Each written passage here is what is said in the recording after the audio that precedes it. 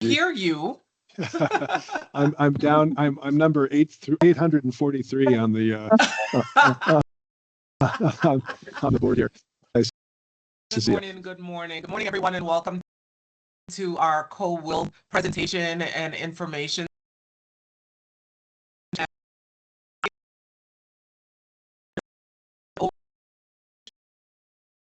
And then we'll get started with the info.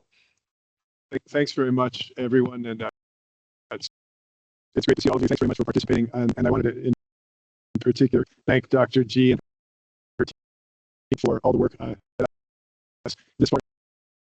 Of course, our partners at Ascend and Strata as well, foundational to our work that the Colorado legislature has us to do. Really critical work, really exciting work. I think, of course, all of you know that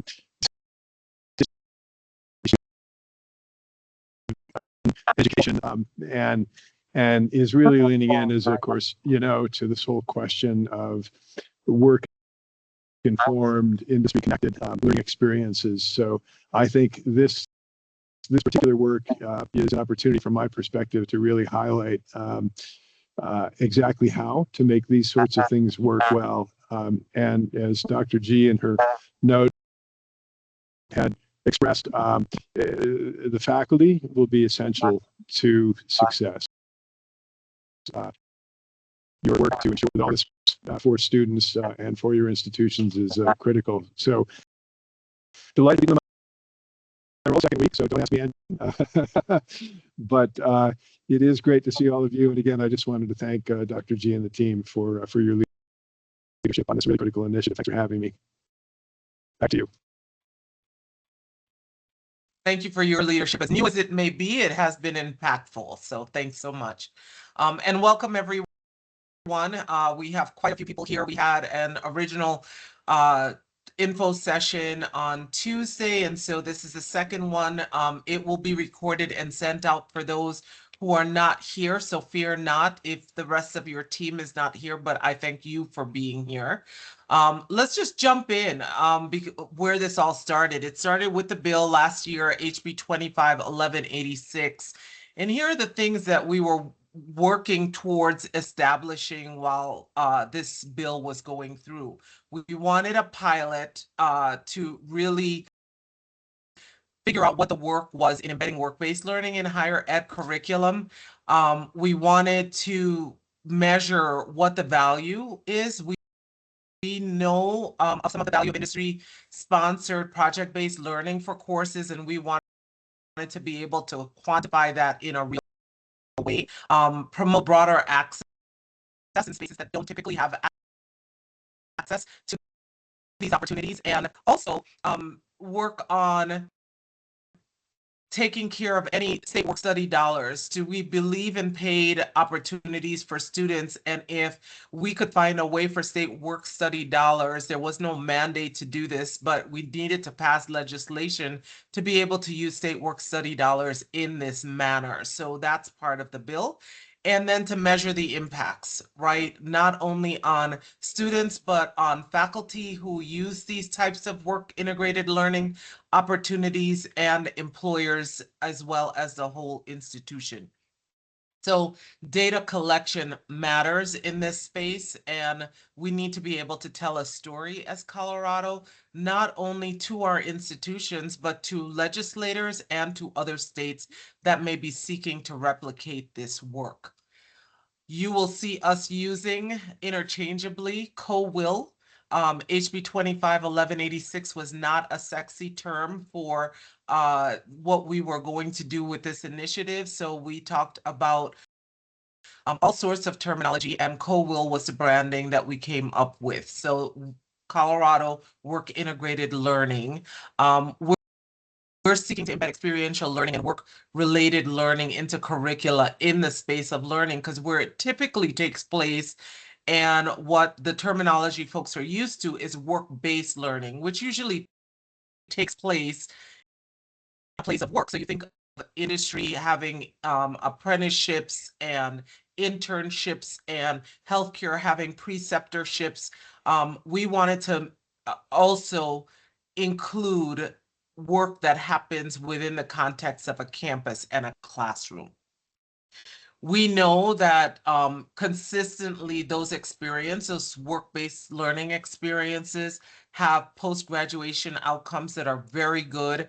And it also shows that we can support students through caregiving responsibilities and allow folks to pursue these opportunities while they're in classes. So that's why this is a little bit different than doing at a place of work. We wanted folks who were geographically bound as well, not to have to come over to the Front Range for their experiences. So we're seeking to revolutionize work-based learning in Colorado.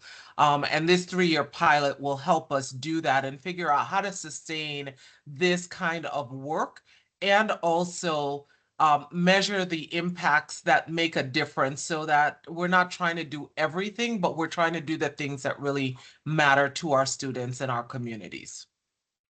So why should you care at all? We're trying to figure out where we need to build capacity at the schools. We're also trying to launch careers, right? So when students have these opportunities, not only are we hoping that most of them are paid, they're getting credit for it, but they're also interacting in a way that they might otherwise not have the opportunity and leave with skills as well as the outcomes for their classes that they can see on resumes and use for it.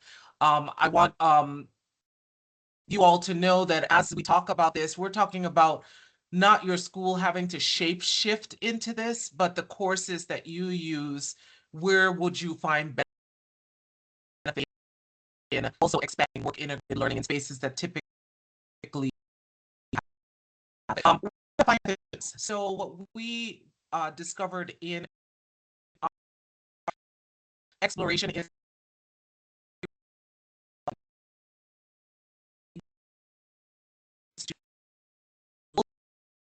ed, and some terminology were used in K through 12 that wasn't used maybe in a graduate setting. So we're also trying to make definitions that we can run data up against and be pretty consistent in what our metrics are.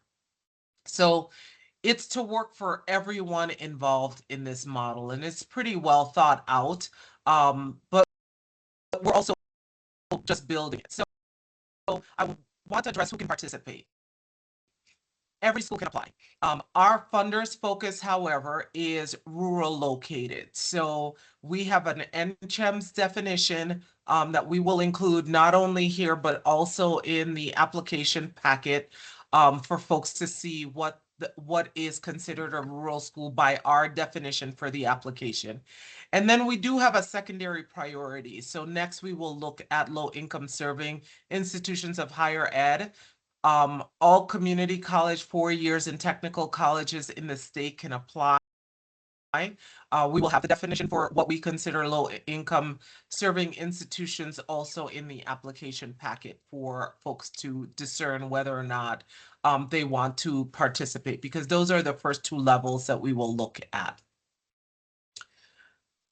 By statute, we will be putting a consortium together, and one of the commitments that the schools will make is that we will have 3 representatives from participating institutions of higher ed, right? So important, as our executive director, JB Holston, just mentioned, faculty is paramount in this. We have had a lot of initiatives that have focused on student affairs at institutions, and this one focuses on curriculum. We feel like it's one of the frontiers that we have got to get involved in order for students to be directly impacted. A provost will sit at the table for each of the IHEs and career leader, and we will be defining career leader as well. And the reason that we do career leader versus naming a career center director is not all schools have a career center. And so we want to work with you for however you define career leader and be flexible in that space, because one person might be fulfilling several roles and may be the director of advising and have career underneath their portfolio.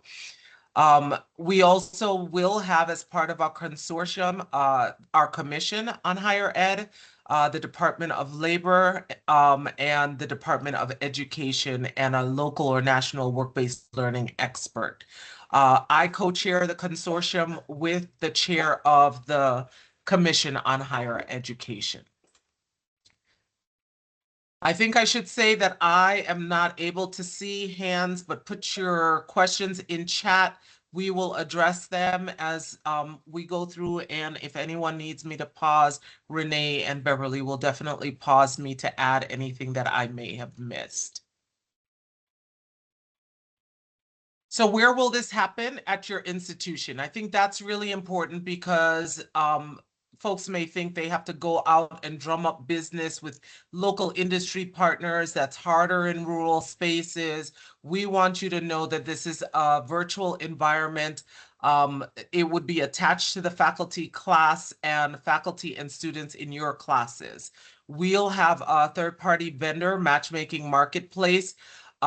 Soon to be determined. We're not able to talk about the vendor at this moment because we're still going through procurement processes, but in short, you will know as soon as we're able to, and allow access so that you can have a tour and be able to ask questions about how all of this will work. So there will be follow-up conversations about this within the time frame of the application, and we'll talk about the time frame as well. So when does this kick off? This Friday, tomorrow, we will have this recording and a link to the application sent out to everyone, to all of the schools. And it's the same distribution list. We're sending it out to the presidents, the provosts, and the career leaders that we know of at your school. So all the schools, 2-year, 4-year ATCs, and the application period is January 23rd to noon on March 9th. We will not be extending that deadline, so know that it will be on your application. We will send reminders. March 9th is a hard date, only because we have cascading milestones after that, and this really sets off the time frame in which we have to meet the milestones, both by statute and for the funder. And so this pilot launches in June, which a lot of have to happen, like professional development in the platform, engagement with industry partners and faculty to figure out, make the most of their rooms, redesign of syllabus, quite a few pieces that released. Questions that we've had and some comments that we've heard, so want to address some of those. This is only for big universities. It is not. Part of the impetus for this is to get access to folks who don't typically have access to work integrated learning. That's why rural IHEs are our focus and priority for this pilot. It does not mean that no one else will get in. It just means that that's where we're going to look first for interest. And we want to make sure that even though they may not have the capacity, they don't feel like they need to have everything. We have a way for you to ask questions about whether or not, so there may be some reticence on the part for some smaller schools, like, I really want to take advantage of this, but we're overburdened with other things. Have a conversation with us. And then we're too far away from employers, so I think I addressed some of that, but it is a virtual platform, and it's national and international employers in addition to the US, Canada, folks are Canadian industry partners are also on the platform. So that's what this means by regional, national, and international. We talk about rural, urban, local, regional. There will be an opportunity, and we'll talk about that as well, for if you have industry partners that want to be part of the platform, there's an opportunity to do that as well. application will be too complicated. We're trying to streamline it and make sure that it is not. We will help you understand the criteria and the process in documents and in answering your inquiries. We will have a time frame for you to ask questions. And at some point in that process, we have to, there will be a deadline for asking questions so that we can move on to the review process. And no, 3 years isn't enough time, and even the money is not enough. So one of the things that I didn't address is where we got our funding from. The bill went through with no fiscal note, and we had to raise gifts, grants, and donations in order to make this happen. JB was very kind in, sorry, my dogs. Very kind in mentioning Strata. They are our funders. Ascendium has given us $5.5 million over the course of 3 years, and Strata gave us $100,000 one time. And that is a generous amount for the 3 years. However, it's never enough time, never enough money, right? But we are trying to create enough of a proof of concept to have some sustainable funding and to expand this in the places that matter. We feel like if we can solve some of these in areas and issues that need it the most, we have a really good data set to help push this forward. So know that this, in our minds, is only the start of the conversation, but we need to create the model together. So that is what, no, it's never enough time or never enough money, but we're working on that as well. So how do you get involved? You're already involved. You attended a town hall, or your team members attended a town hall, or you'll be watching the recording of this. Review the application criteria. Ask the questions that you need to. We've given about a 45-day span for the application so that you can plan ahead. The commitment points are pretty specific in there. We have the dates. You submit your application anywhere between 23rd and March 9th. Take your time, do it right. That used to be a song. And then we review the applications, and the consortium IHEs will be notified. So on the application, we will ask for quite a few things. It will not be complicated. They will be straightforward and mostly narrative. So you will have that information on hand, but you will need to determine where you can make the most impact for your institution. We will not do that. You will do that for us. So speaking of commitment, here's what overarching commitments are. Each school would have to designate unique courses, not sections, courses. Up to 5 faculty instructors to pilot. So I know at the schools, faculty, they're contact. We're using faculty and instructor interchangeably for our needs. You will do what you need to do at your institution. We say up to 5 faculty because you may have a combination, right? Like you may have 3 faculty members doing 5 courses. We're not going to dictate that. We'd like at least 2 faculty involved in this, but really 5 unique courses are our goal per semester. We will provide faculty professional development on both the sides of the platform, and if there's any teaching and learning support that's needed in terms of course redesign or even changing syllabi. You will commit to giving us data about the courses. We will get data from the platform regarding student engagement. We are not collecting any PII specifically. We just want data that tells us how this is working, what the impact is, the outcomes for the courses that you all are pursuing. And we're really looking for courses that are not typical work-based learning, work-integrated learning courses already embedded. So we're not looking for CTE courses, internships, apprenticeships, preceptorships, and you'll see that in the application. We don't want to replicate something that's already being done and being done well. We're not asking you to deconstruct to create something. The example that I give is you might decide project management is something that your theater students absolutely need, especially when you're talking about set design and making sure they're ready for performances.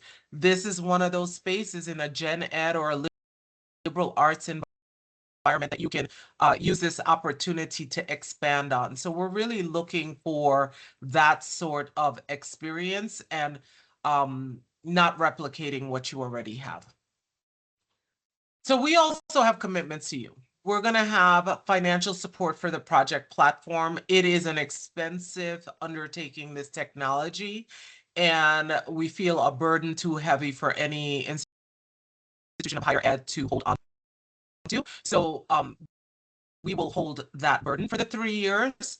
We will also have the financial support for faculty and instructor support, working with vendor on choosing the project, course development, professional development. We will have some travel for associated meetings or for faculty as well. And we will field large, of course,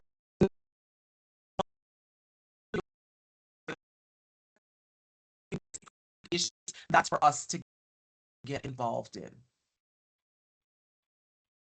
I'm going to reiterate some important dates that you'll see on the application package, and it will have January 23rd, which is tomorrow, as the application opening dates, and the applications close on March 9th.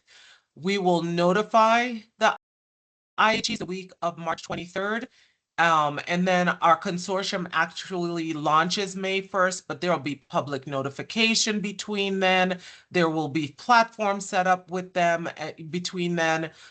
There are some recommendations due for statute by June 1st, so we have to prop this up pretty quickly, and you'll start seeing important dates probably after January 28th. We're working on getting our webpage up together, and we will be updating that page with FAQs, the link to the applications, even though we would have sent that out, the link to this recording. We will have any additional meetings, consortium meetings, public meetings, updates, anything will be on that website as the project moves on.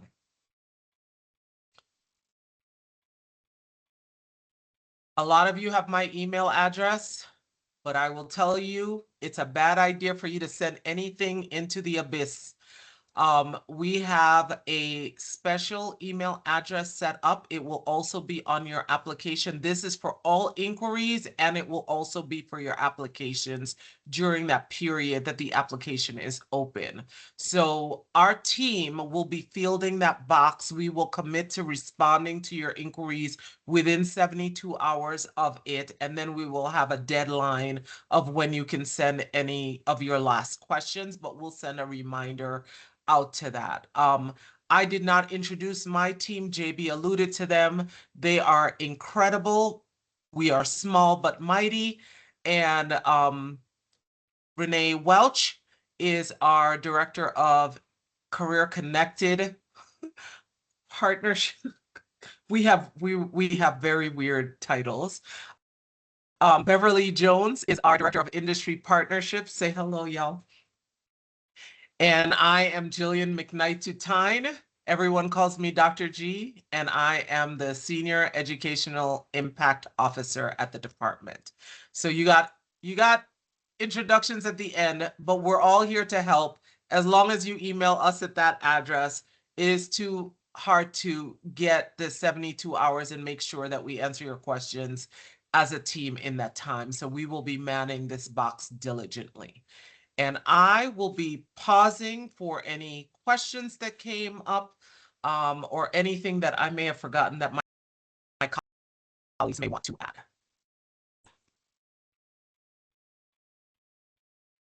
Is this undergraduate only or also graduate school? Great question. We are allowing up to graduate school. Okay.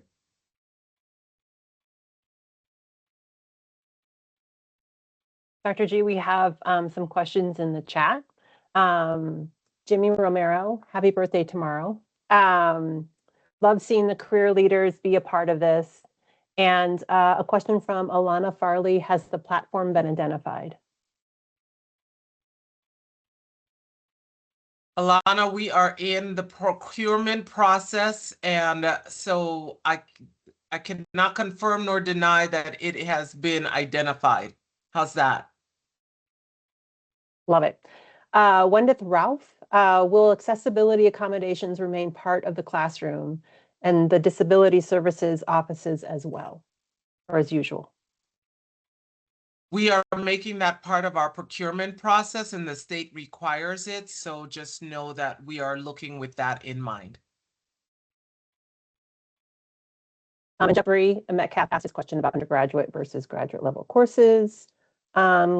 Christiane asks, is this open to all disciplines? What about general education classes, something like service learning? Especially general ed classes. We would love to see more of those get involved in this. I think there was a second question. Oh, she said I answered it. You're welcome, Christiane. Liz asked, are you imagining that these courses stack into short-term credentials, possibly a discipline for workforce Pell eligibility?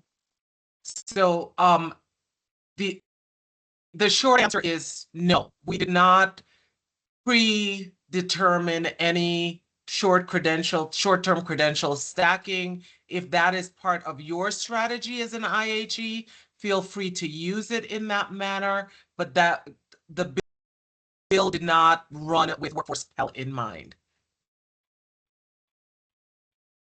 Tani asks, is the grant start date May 1st?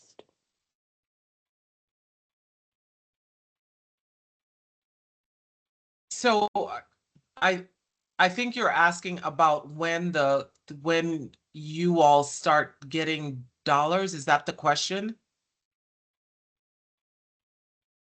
Maybe you can get off mute, and you're more than welcome to say it out loud. Sorry, just the grant agreement, just to understand when we would be signing, when we would see the grant agreements, but when would they start? What's the grant period? Does it start July 1st, May 1st? So we are very cognizant of commencement and finals and all of that. So we are careful not to name May. There's work that we have to do. We're hoping that the start of June, we can start with our professional development for faculty at that point.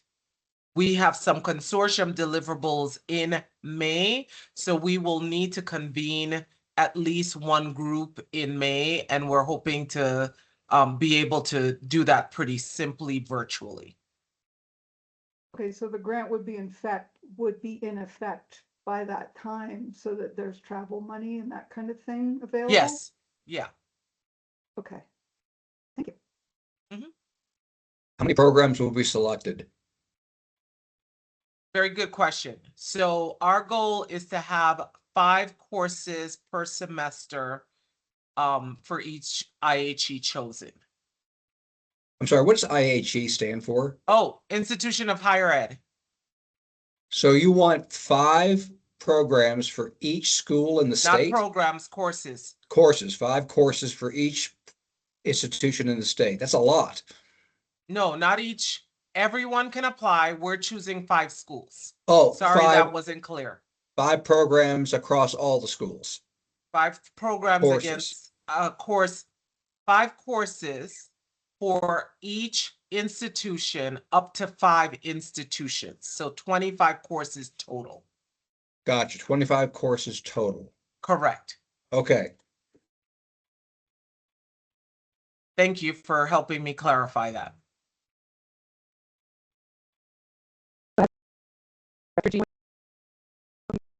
I'm looking at the chat in the second question that Christiane asked about, is this something like service learning?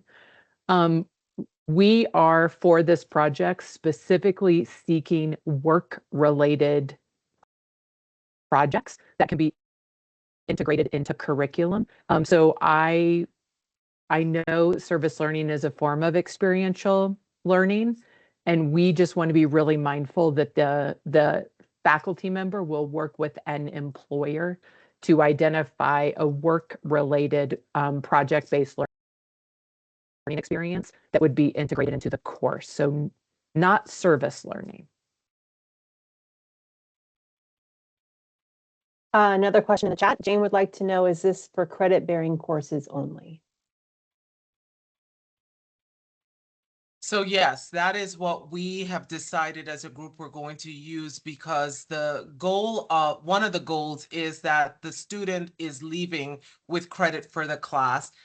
The other goal is that they're leaving with an experience that they had with an actual industry partner that they can put on their resume, build the social capital, but they would have also have met the outcomes for the class in that experience. So it's important that it is credit bearing. I wasn't clear on the comment about service learning. Service learning programs are or cannot be included. Thank you for that question. And I have strangely spent a fair amount of time thinking about the differences between service learning and work-related learning. So if the service learning is not, how do I describe this? And what is hard is that right now we cannot show you what we dream of for the third-party vendor for this platform. And what we are hoping for is that faculty will work directly with an employer partner for the employer to share with the faculty member a live real-world work-related project that they need a group of students to help them with. And that particular project would be embedded into a course as an assignment. So I know there are places where like a continuum of experiential learning may include both service learning and something like project-based learning. And what's important here is that it's a real-world project that the employer has from within their particular organization. I hope that helps answer the question. Okay. From Liz Qualman, how do you envision new courses impacting predetermined degrees, or do you see courses as electives?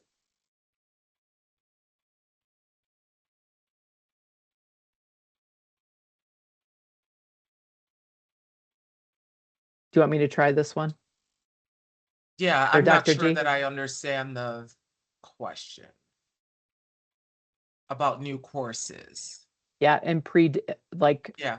Liz, can I describe how one of the ways that we have thought about this, what courses might work best for this type of project is for a faculty member or an instructor that has access to be able to modify the syllabi for that particular course and make a modification to incorporate a new assignment.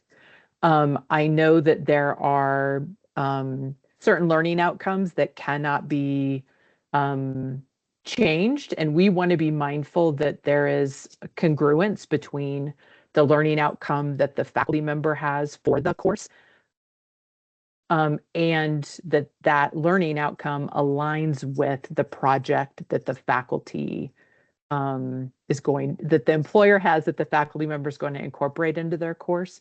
So I hope that I can imagine this could be both an elective or a course that's required for a particular degree. I see you come off camera. Yeah, thanks, Renee. I think I might have misunderstood whether these were supposed to be new courses that have not been in existence or redesigned courses that exactly like you just described, where you're working with the employer collaboratively to incorporate those real world skills coming from an employer expectation. Correct. It does not need to be a new course.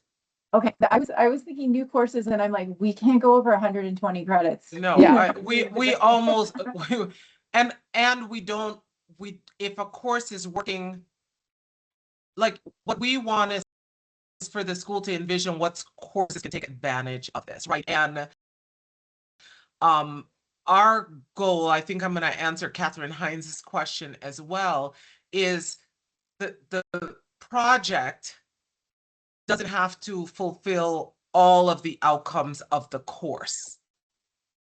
It can be embedded to fulfill an outcome or more than one outcome. Does that make sense to you? So it doesn't have to be geospatial matching up with geospatial. It can be theater matching up with a project management opportunity, because that is one of the outcomes that is needed for a set building class or a construction class, or right, like construction is not a really good example because that has some opportunity to have work integrated learning, but maybe one of the foundational courses does not. The other thing that this has an opportunity to expand is where students get this on their curriculum tenure. So when you think of internships, those typically happen near the end of a student's cycle in education. And this allows for you to think of opportunities at the front end, right? And you'd want to make sure that it matches what you're doing in the course already and say, you know what, I may be able to substitute this exercise, this mock exercise, and put an actual work integrated learning activity in there and have them do a project. And you may have one student doing the project, you may have 3 students doing the project. It depends on what the industry partner may need for that particular project. So it is a matchmaking type of platform that allows you to see what works for you within the class and allows you to envision something different. Catherine, did I answer your question, or did you need something additional, or did I misinterpret? No, you answered my question. I had some faculty on Tuesday, so they're already sending me different ideas.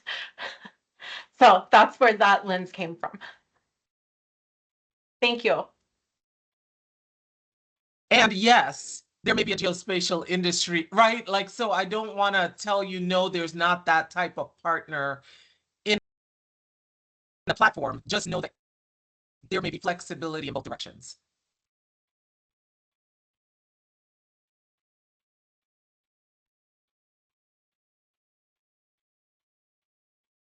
Another question in the chat from Vanessa.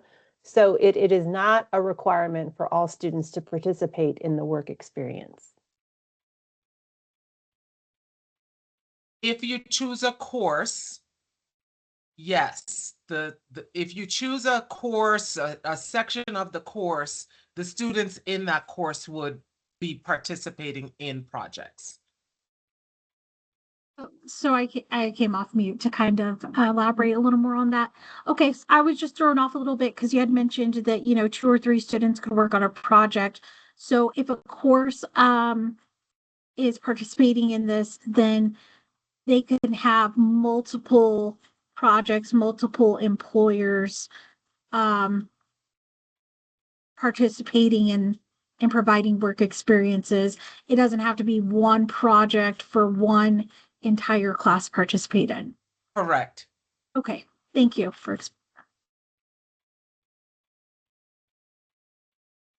Benita is asking, when evaluating applications, will you consider enrollment in the courses? This may work better with upper division courses that usually have smaller numbers of students. And I appreciate that perspective. I think it's really important to, we're going to have an average number of students that we're looking for just because we have data that we have to present to the funders. Think of this as also a research study. So we need to have some numbers associated with it.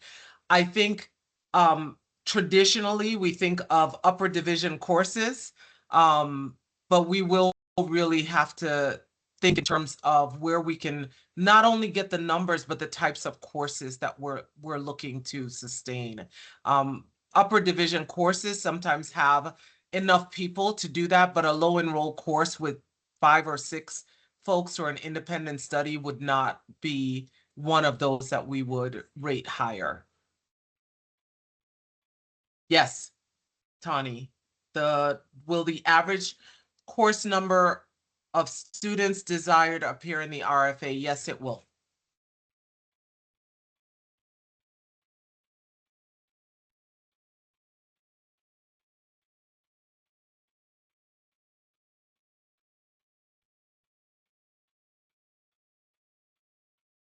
It's very quiet, but these are really good questions. We will be creating an FAQ that will reside on the website after that page is built. And if you have any questions, the email inbox is open now. So you may go back with your team. Faculty have questions of you. Just know there's more information forthcoming. Yes, Deborah, totally understand, and we have taken that into consideration as well.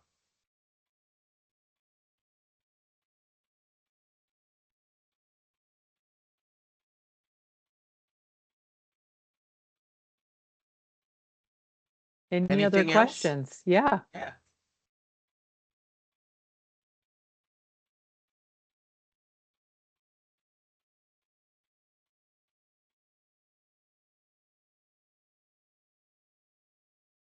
All right, with that, we're going to wrap up.